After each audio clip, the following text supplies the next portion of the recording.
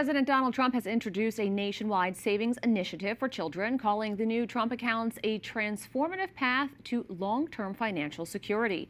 The program received a major boost with a $6.25 billion pledge from Michael and Susan Dell, the first private investment.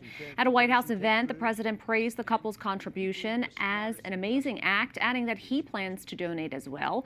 The Dells say the accounts are designed to be simple, secure, and grow over time, giving every young American a financial foundation for education, job training, or home ownership when they turn 18.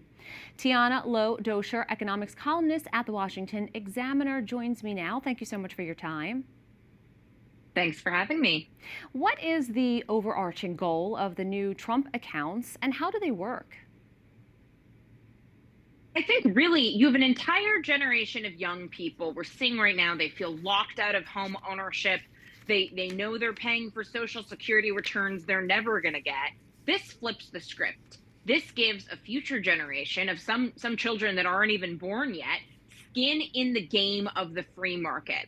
Look, back in the Bush administration, when George W. Bush wanted to privatize Social Security, the argument was always that you'll get greater real returns than having the government keep the money in a slush fund. And look, AEI did the math, and they found that low-income workers would be receiving right now an 8% increase or 8% higher benefits for those that retire this year if Bush had been allowed to privatize Social Security. With these Trump accounts, you're talking about $1,000 directly from the government, and then Michael Dell is giving this other $250 to the first, I think it's 80% of children in the country who are young right now in zip codes with a median income of less than $150,000.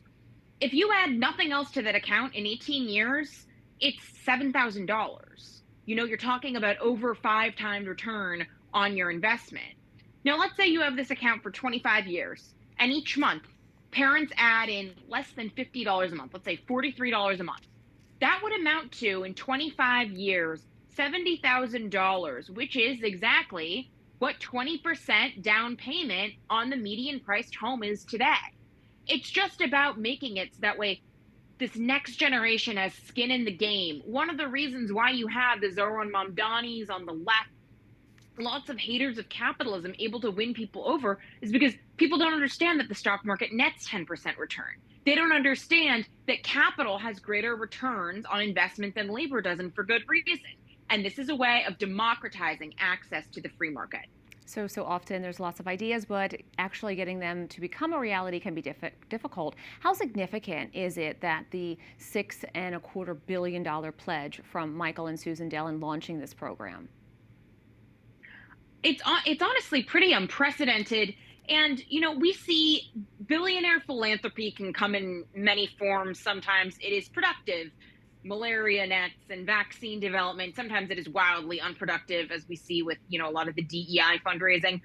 This is something incredibly novel because it's a gamble on the future. It's a gamble on saying we've had too many generations that have felt like the American dream is sliding away, who have not understood that, as Ben Franklin said, money makes money, right? That's one of the founding ethoses of this country. There's a reason why Albert Einstein called compound interest the 8th wonder of the world. And now this is Michael Dell banking on that, saying we're going to bring this back. We're going to take back a generation that, has, again, Zoran Mamdani and these guys. It's not like they've caught fire for no reason. They're saying, let's bring it back. Instead of asking, can the government give you a handout right now?